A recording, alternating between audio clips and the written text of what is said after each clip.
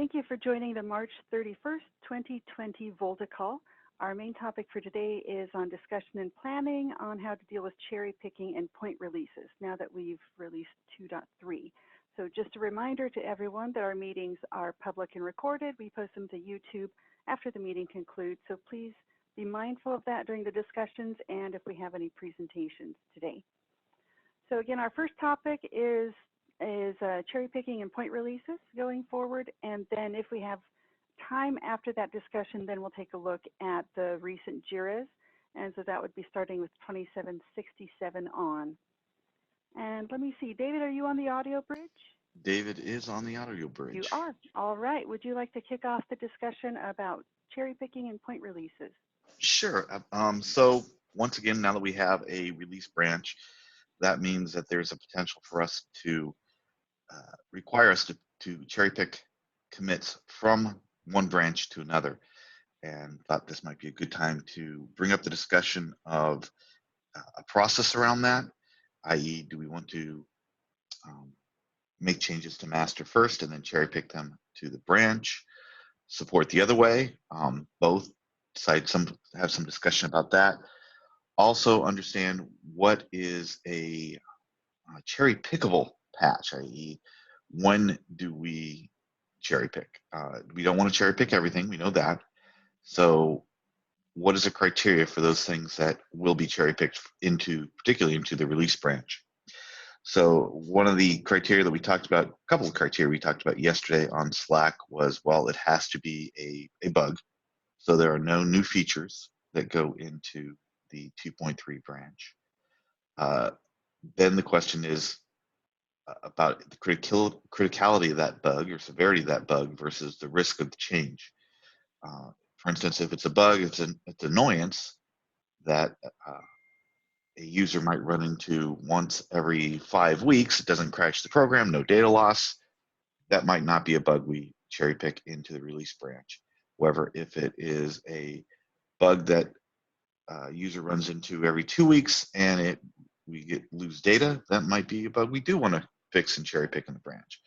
So I wanted to bring up discussion about that, see if people had other thoughts on it, how we might use our tools to leverage our tools to facilitate the cherry picking and decisions around which bugs to cherry pick into the branch. That's kind of all I wanted to bring up as in terms of a discussion topic, and then kind of wanted to open it up there and see how we should proceed around that.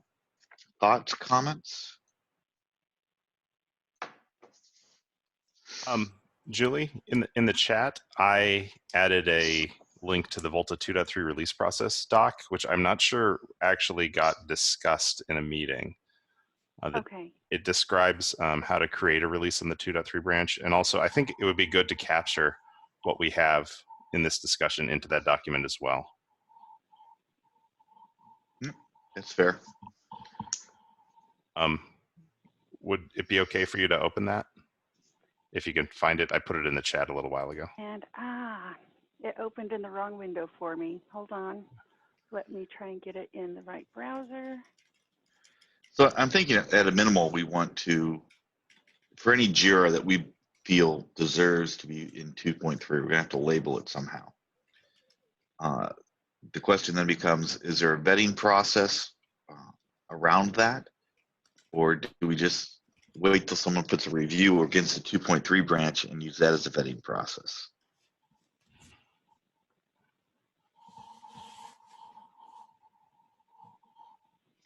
Yeah, so whether we use JIRA or I think using JIRA makes sense just as a tracking method, because you can start off with it being a bug and then going through proposed patches and some discussion.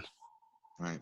I mean, JIRA does have the capability to say, look, if we tag it against, target it against version 2.3, that is a clear indication that we expect it to go in the 2.3 branch. It just means during these weekly meetings, if we're going to vet each one of those somehow to say it does or does not go in the 2.3 branch, we'll have to do a query against that. The question is, are we going to kind of do a vetting process like we did around the protos, or are we going to say, look, just if people feel it's against 2.3, target against 2.3, and we'll catch it during the Garrett review if we do not believe it should be in 2.3.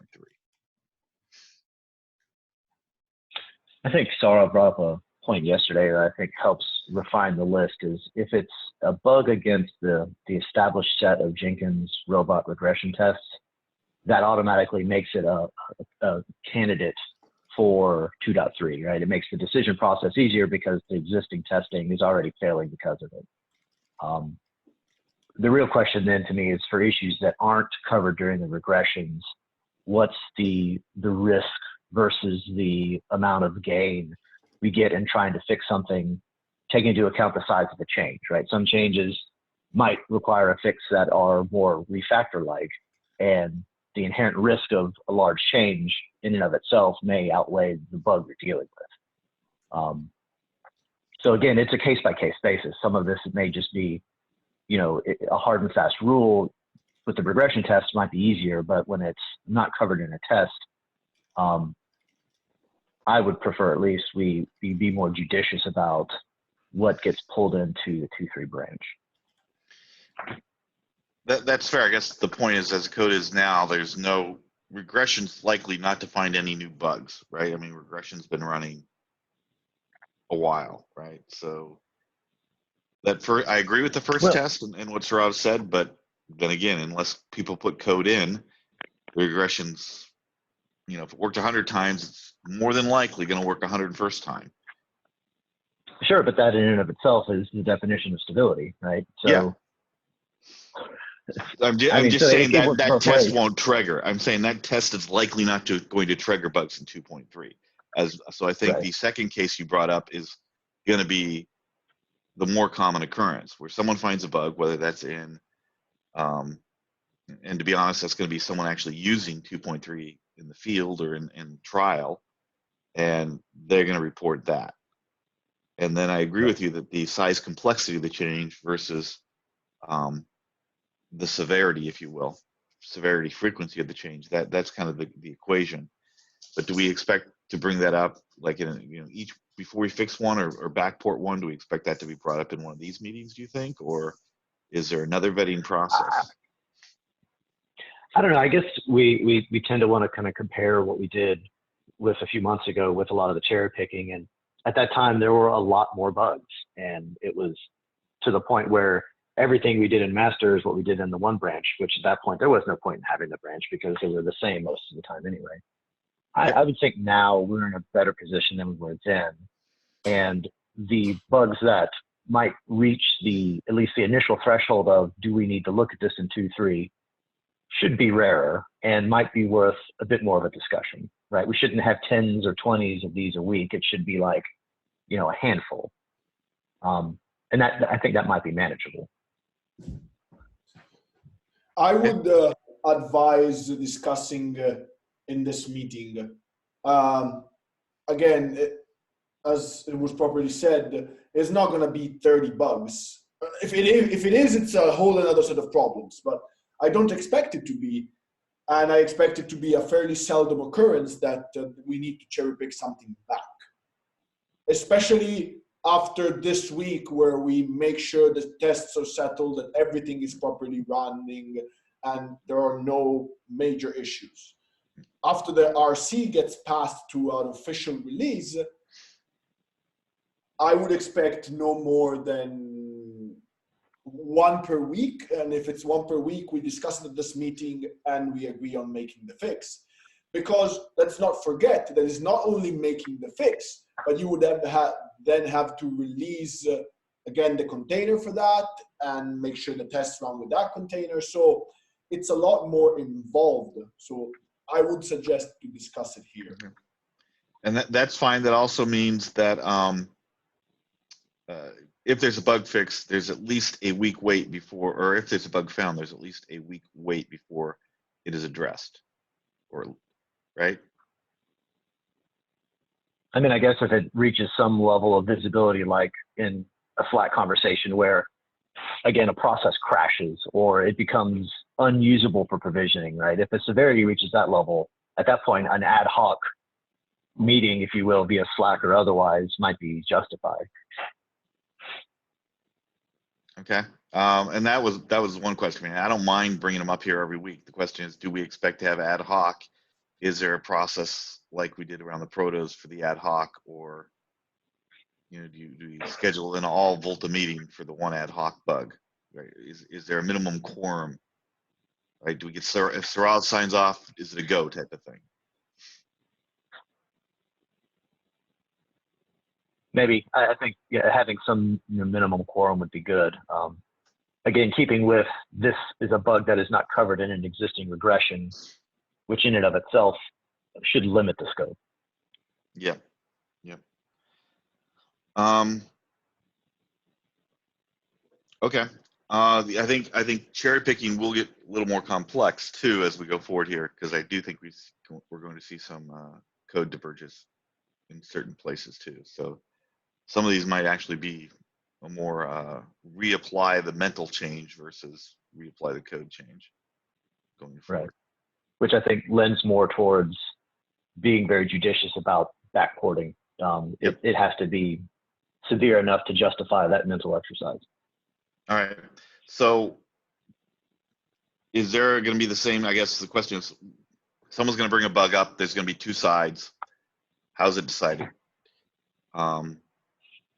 Again, we're going to go back to like the G5 and say, okay, G5 vote type of thing, or what? Or wait till see it happens and then we'll decide.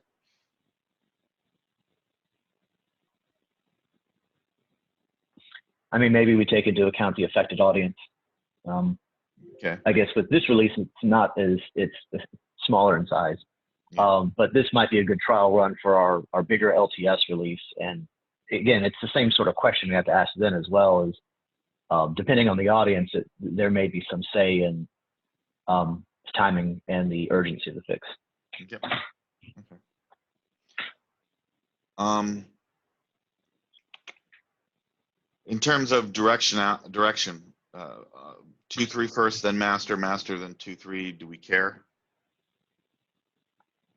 I think master first makes more sense. Yeah, I think master first makes more sense as well, because there's a set of tests on master which may be more developed than the ones in the 2.3. And so if you can pass both the master test and then the cherry pick can pass the 2.3 test, it just gets to be a more tested version. And maybe it'll go into master first and people will discover problems with the fix prior to getting applied. Also, I think it more naturally fits the behavior we've established since our first attempt at cherry picking, where most folks generally work off of master anyway, whether they know about 2, 3, or whatever branches out there. So it just naturally fits the behaviors that I think most developers end up having anyway. Rather than trying to force folks to another branch first, which they may or may not know about, it ends up being more manageable that way.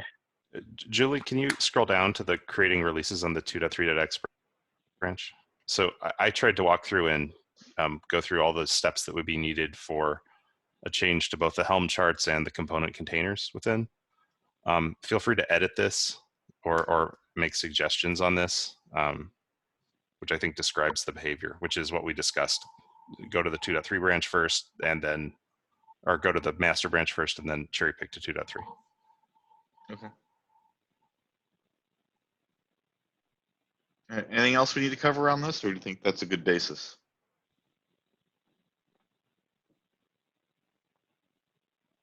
I'll consider that a good basis, unless there's any other comments people want to make. And I saw someone capturing the notes, right? In this document. Yes, and updating the document here with the notes. Yeah, and please comment on this. This is my hot take. All right, thanks.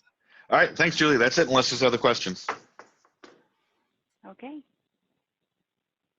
I'm not hearing any other questions. So Zach, let me ask you, is there anything else in this document that you'd like to review with the team while we have it open?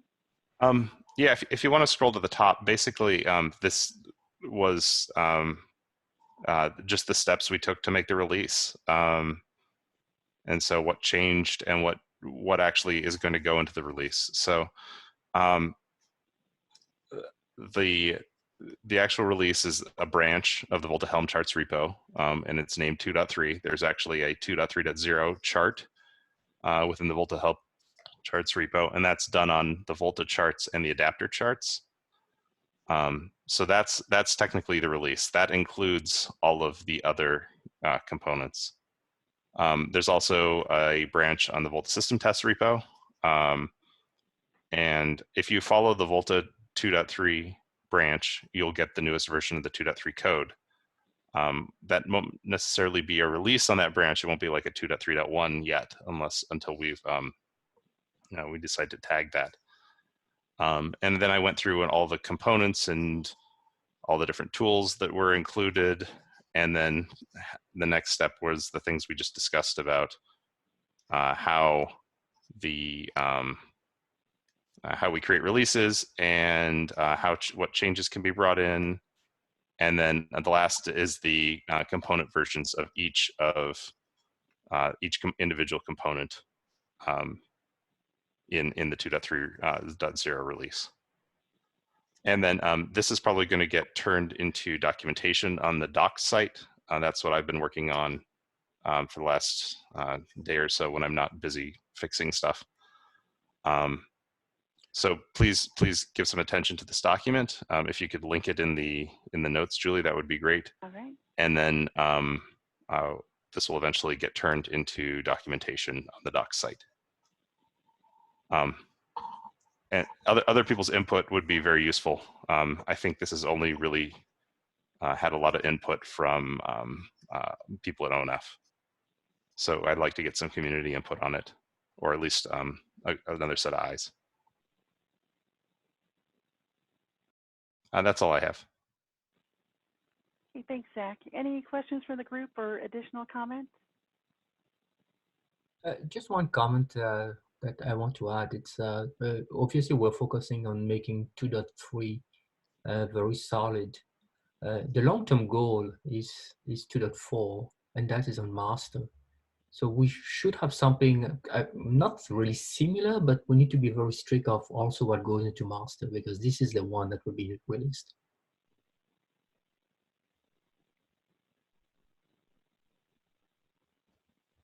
Yeah, I think so. I think that fits the behavior we've had with master recently, where we're better about master than we used to be, let's say, a year ago. So yeah, I think just kind of maintaining the quality on master, absolutely. But at the same time, there will be things going into master that are newer, like the multi-adapter support and possibly proto changes for better device state updates, which we need, but are inherently 2.4 just by the nature of all the changes that have to be made. So yeah, I just think we just need to be good with master as well, like you said. I just wanted to point out the master is master. There is no other way to cut it than it's that. So when it's going to come to the point where a 2.4 release will be cut, we will do the same process, maybe even a stronger one, but I would not enforce already a burden on the developers regarding the features. Certainly, we don't want to change the architecture, but having said that, we need leeway. Otherwise, being very strict hampers down the capability of making the system. Yeah, it's not to be extremely strict. It's just to make sure that we don't get into a situation where we are getting a lot of regressions that is very hard to follow. So as long as we make sure that all the tests that we have are always run, whatever on any submission, I think we'll be fine. Because otherwise, yeah, I think folks need to be familiar with the Jenkins dashboards. I've certainly gotten used to looking at it a lot more, and it helps just to have more eyes on that, just to kind of get a sense for what's going on. That might be a good walkthrough on one of these Tuesday meetings. Someone kind of walk through the Jenkins, show how you find things, and that type of demonstration might be useful.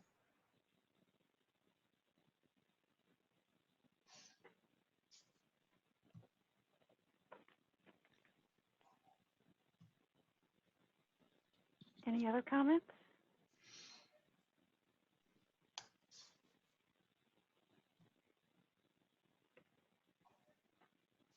Okay, Zach, anything else before we move on to our next topic?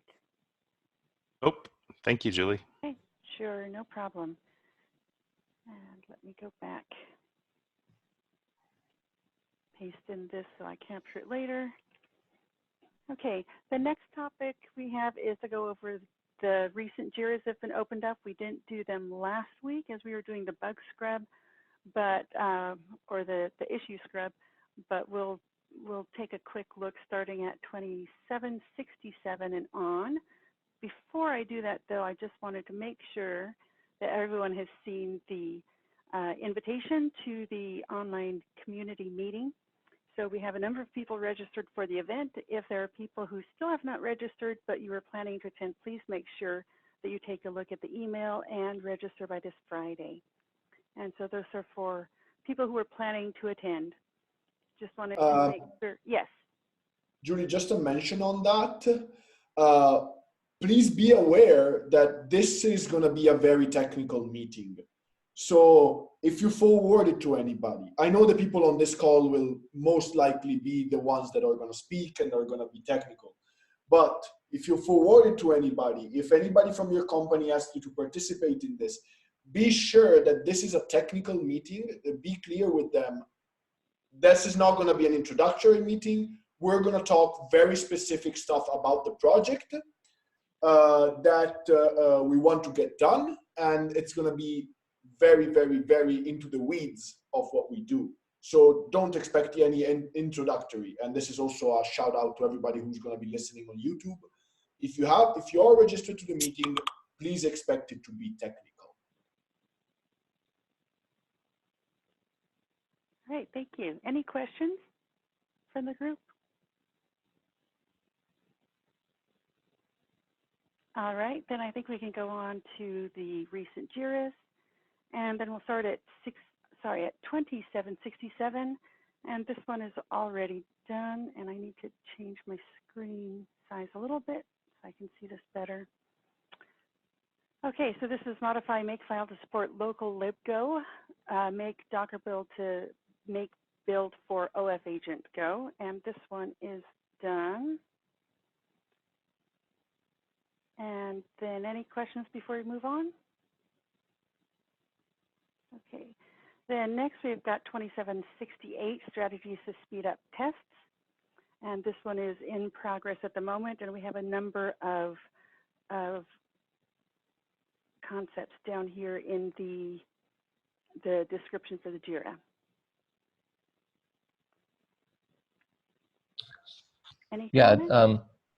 All I wanted to say is that this is just something that we can be thinking about for the future, like improvements to the testing infrastructure, including performance. And I don't think there's any real urgency on this particular JIRA.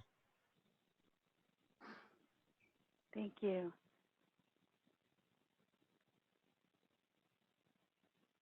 Okay, we'll go on to the next defect that was opened and has been resolved. 2769, verify OMCI test action results. This one was done by Scott. Any questions or comments?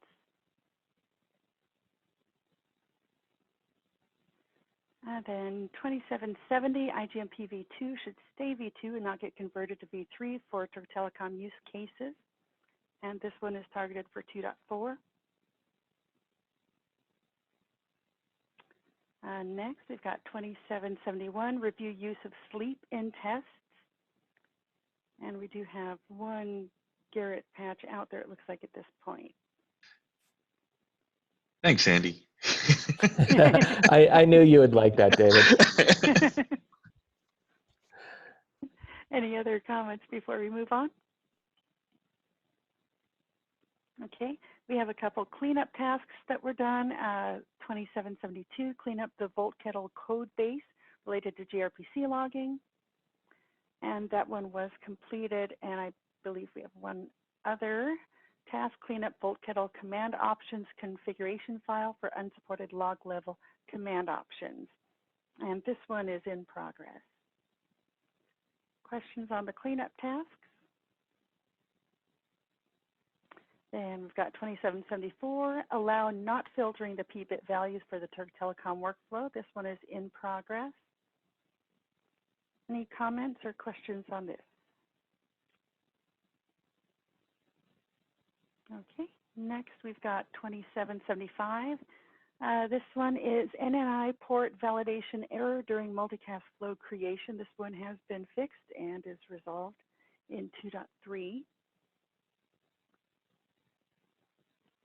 Next, we've got 2776, unit test for OMCI test action. That is Scott's he's working on, and I believe there's another OMCI test action one, 2777, right functional test of OMCI test action. Any comments or questions on those two? All right. Then 2778, support the Turk Telecom configuration in BBSIM. This one's targeted for 2.4. And it looks like in the comment section, we do have a link to the requirements for the Turk Telecom workflow for BBSIM. Comments before we move on? All right, next, 2779. Log level config storage path is not in sync with other VOLTHA components. This one was resolved in 2.3. Any questions on this item?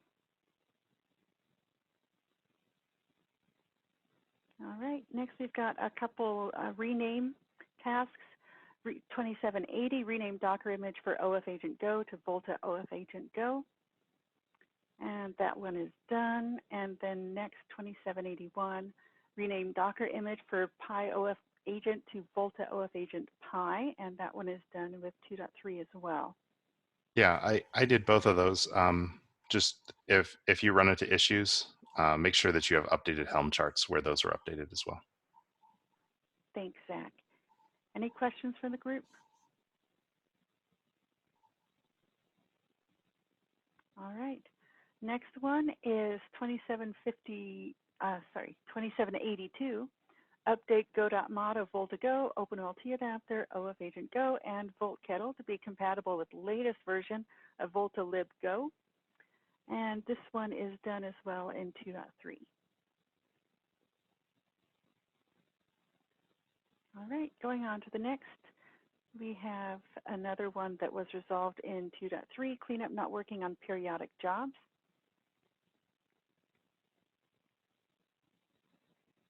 Next, 2784, ping failure seen when ONUs get stuck in an invalid state. Again, this was resolved with 2.3. Next, 2785, fix release job to load compatible versions. Another one that was done with 2.3.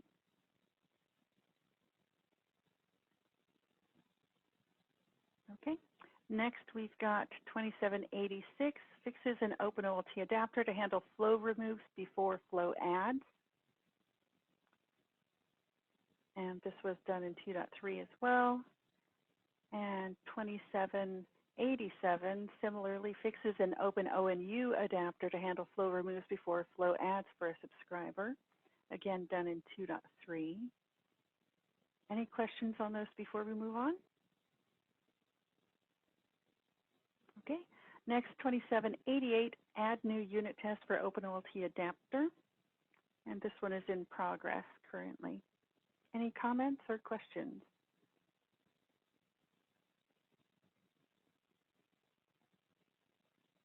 Next, 2789, removal of Go jobs from the nightly runs. This one was done with 2.3 as well. To clarify, the OF Agent Go is the default now, and so we are testing just with OF Agent Go, not with both OF Agent Pi and OF Agent Go, and that's the status as of the 2.3 release. So it's not that we're not testing Go; it's that it's the default now, so we don't need these jobs to be separate. Got it. Thank you. Questions from the group?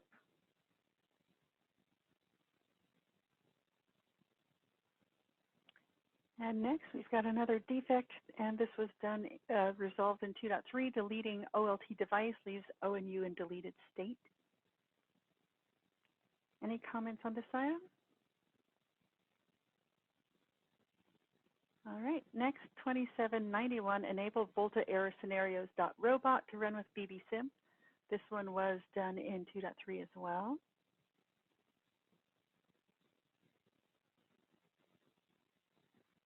(2792) Evaluate approaches to run multiple instances of the OpenONU adapter. And we do have a note in here that a decision was made at the March 26th BBSim and scalability call. And then there's a link to some documentation for that. Is that a different topic for each adapter interface? I'm not sure if Mateo's on, but I'll read through the documentation and figure it out myself. That the meeting was not that. We weren't going to do that. I'm on. No, we weren't. So there is, in the Google Drive, there are some design documents. And in the last BBSim Brigade meeting recording, you can find the full description. The link is there on March 26th BBSim scalability call.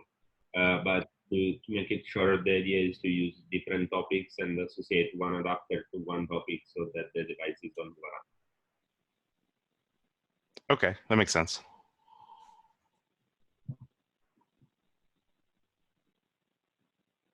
Any other questions or comments? Okay. Next, we've got 2793. Make the MAC addresses for in-band interfaces for the Edge Core devices unique across OLTs. This one is in progress, but targeted for a future version.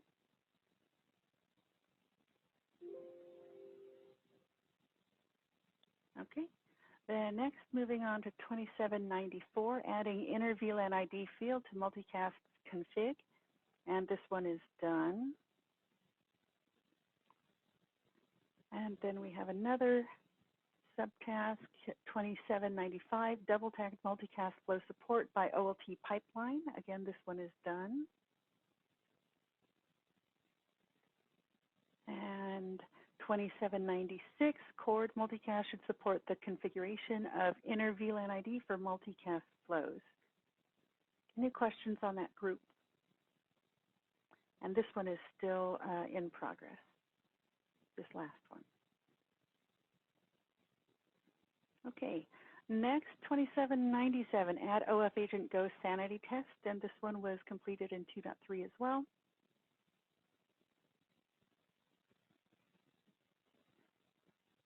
And next we have a defect 2798, remove or make generic pprof lineage. And this one was done in 2.3 as well.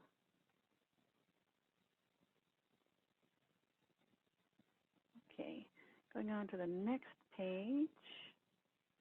Let me scroll down. Sorry, having a little hard time getting the mouse to cooperate. All right, 2799, fix ONU delete issue on OpenOLT agent. And this one is in progress, but targeted for future, and we do have a patch out there in Garrett at the moment. Any comments or questions? All right. The next defect was 2800. DHCP fails as downstream packets are not trapped to ONOS.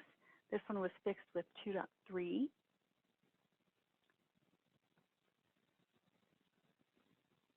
And then 2801, another defect resolved with 2.3. Pings are failing in few scenarios after a successful authentication and DHCP. Okay. Next, 2802, alarm test needs to be updated to the latest BBSim kettle changes. And this one is done. Any comments or questions?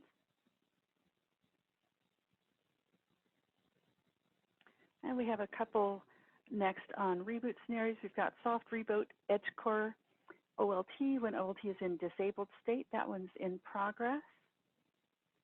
And then we have the hard reboot for the Edge Core OLT when the OLT is in disabled state. And that one, again, is in progress as well. We do have a patch out there for review. Questions on those two? Next, 2805, bring up basic communication up to starting OpenOMCI. This one is done.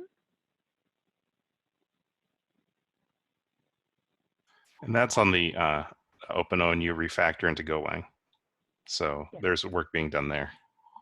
Okay. Thank you. 2806, setup of test environment and integration and test up to starting OpenOMCI. Again, this one is resolved. So I don't think we actually have a test for this. I don't know why it's resolved. That's I think for that I think that's just to get what they're doing to get started with the OpenONU adapter and Go. Maybe it could be named better.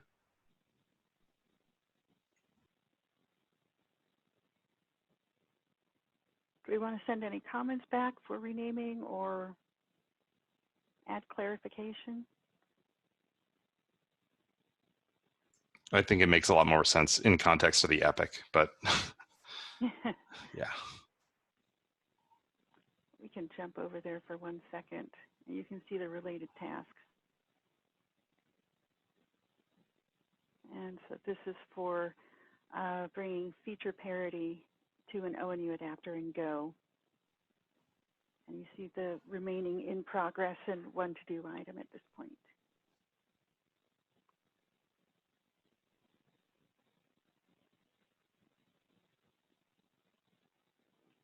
Okay, next 2807, and this is in that same epic as well. Evaluate sending OMCI inner adapter message. And 2810, again, same epic. Prepare first Go test for ONU adapter Go code.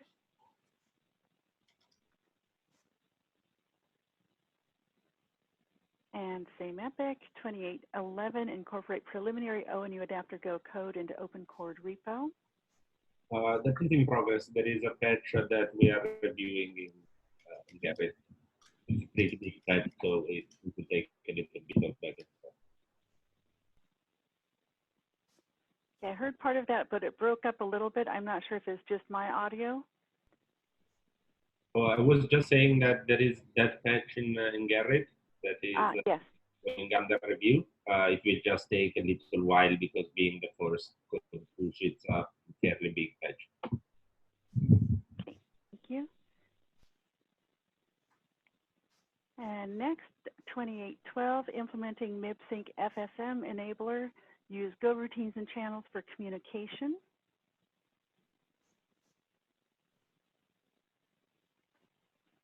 And implementing MibSync FSM, incorporate OMCI lib into adapter processing to be able to use it to define MIB reset message. And again, in that epic, we've got implementing MibSync FSM, use newly implemented message interface to send and receive OMCI message. The MIB reset, upload, and upload next are the messages in the OMCI for that. Any questions on that group in that epic? Or other questions, I should say. All right, then we've got 2815, Volt Kettle exits with non-zero exit status when attempting to disable a device that is pre-provisioned. And this one is resolved with 2.3.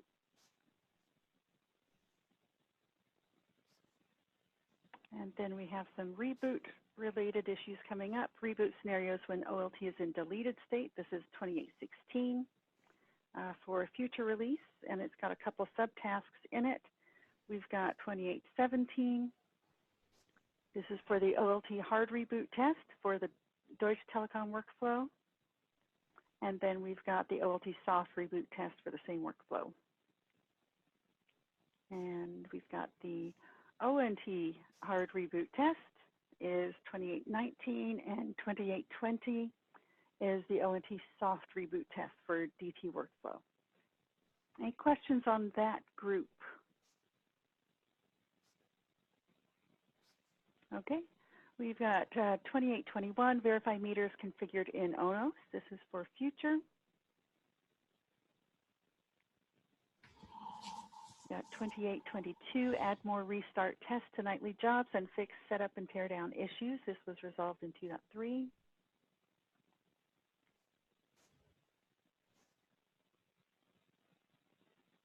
2823, change VLAN filter task to support the Turk Telecom case. And that one looks like we have a patch out there at the moment as well. Any comments or questions on this? And 2824, verify subscriber access flows added for ONUs for DT workflow.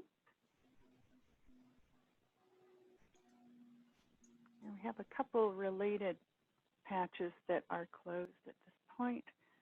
We'll go on to 2825. This was for releasing VOLTHA 2.3, which is complete. And then I believe this is the link to the document we were looking at earlier. Is that right, Zach?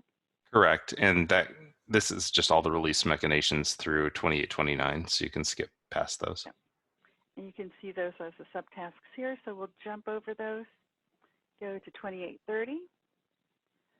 Scale test fails because it expects all uniports to be active. And this one was resolved with 2.3. And 2831, support multiple topics per device type in VOLTHA libgo.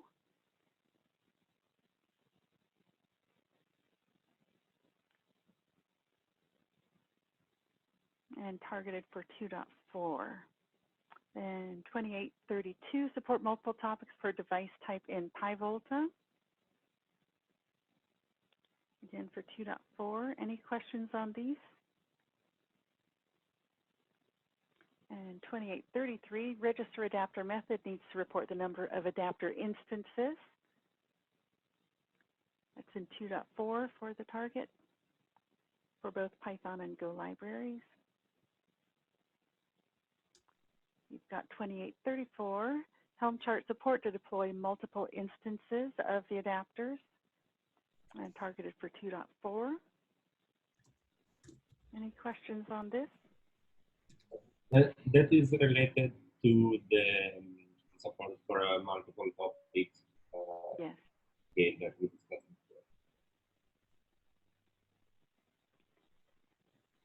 And then next, 2835, add support in the core to select the correct adapter topic.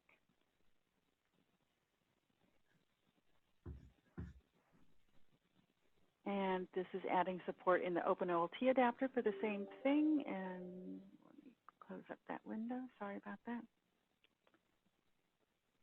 And then similarly for the OpenONU adapter, those related topics. And then we've got 2838, core needs to support adapter restart in multiple instance scenario. Again, on that same general topic. 2839, add pipeline support to do the full test.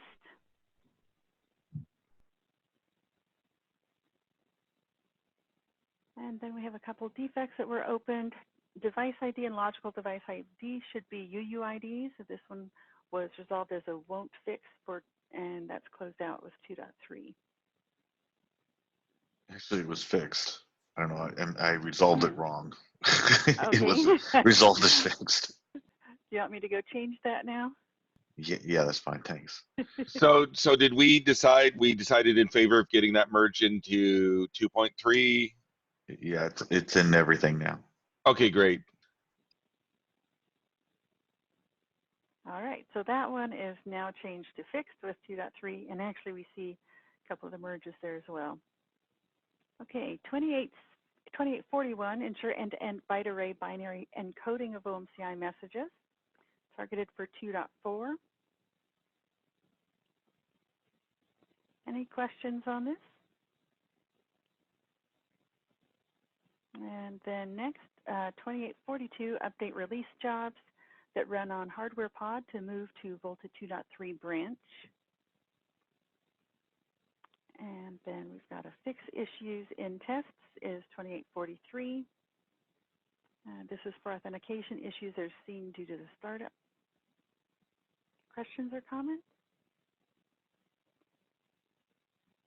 And next we had a defect 2844, multiple OLTs, BB-SIMs, didn't work for multiple times, and this is targeted for 2.4. Any questions from the group? No, that is something I will look at, but I probably add cost and some more details about it. Okay. It's a little vague as a description. Okay. Thank you. We have another defect, 2845, OpenOLT adapter crashes after running for extended period of time. This one was fixed in 2.3. Any comments on this item? All right.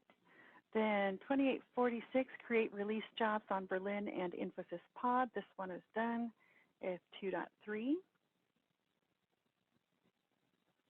And then 2847, create nightly job to run DT tests using BBSim. This one is still to do. And then I believe our last one to cover today, Vol 2848, pings failed as flows failed to get added in some scenarios. And this one is in progress. Yeah, so this one, I have a patch. Once it gets reviewed and merged, I would like to backport it to the VOLTHA 2.3 branch, as it's causing some regressions on the Jenkins pipeline. Just for your information. So thank you. Any questions from the group? As we do have that marked over here, targeted for 2.3. This is a bug in the test, or is it in the adapter? yeah, it's in the adapter.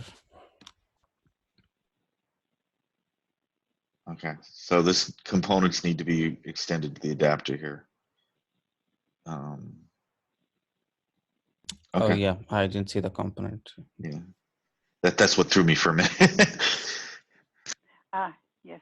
Okay. There were some issues in the test. So test too. That's what I heard from Yep. Suchitra. But adapter also has some fixes. So we can list both the components. I just wanted to make, when you said you're backporting, I was trying to understand which repo it was going to affect when it got cherry picked.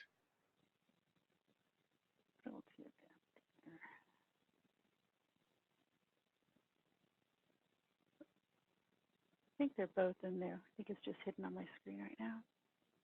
All right, let me do a refresh, see if anything else came in. And I don't see any additional ones. So let me go back here. I think that takes us through the new issues. I know we had a lot to cover because we had many come in as we were working on closing out or working towards being able to publish 2.3. So thank you for bearing with me with that review. I think we are caught up now with at least a quick review of what has come in over the last couple of weeks. So any other topics that the group would like to discuss? We've got 10 minutes left if you have anything you'd need to bring up with the group.